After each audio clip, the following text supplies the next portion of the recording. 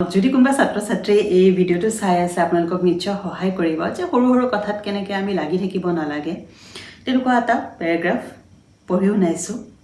স্কুলত সকলোৱে বন্ধু, সেয়ে দুটা বা তিনিটা দল গঠন কৰি ইটো দলৰ লগত সিটো দলৰ কাজিয়া হোৱা অনুচিত।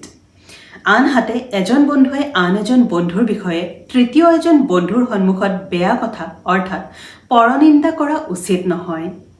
এই পৰনিন্দাই হ'ল কাজিয়াৰ মূল উৎস।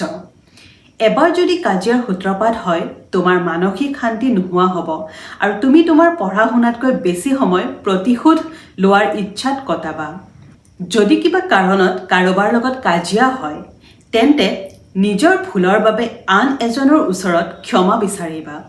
আৰু যদি আন বন্ধু এজনে তোমাৰ বিৰুদ্ধে বেয়া কাম কৰিছে তেন্তে তেওঁক তেওঁৰ দুখৰ কথা স্পষ্টভাৱে সন্মুখত সকীয়াই দি ভৱিষ্যতে তেনেকুৱা নকৰিবলৈ উপদেশ দি বন্ধু হৈ ল'বা।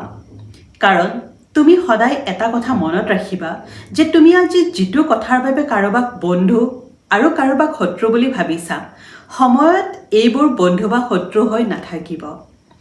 তুমি স্কুল এৰি কলেজ পাবা, কলেজ এৰি বিশ্ববিদ্যালয় পাবা, বিশ্ববিদ্যালয় এৰি হয় চাকৰি কৰিবা নহ'লে ব্যৱসায় কৰিবা। 10-15 বছৰ পাছত দেখিবা তোমাৰ স্কুল কলেজৰ কোনো বন্ধুও নাই শত্ৰুও নাই।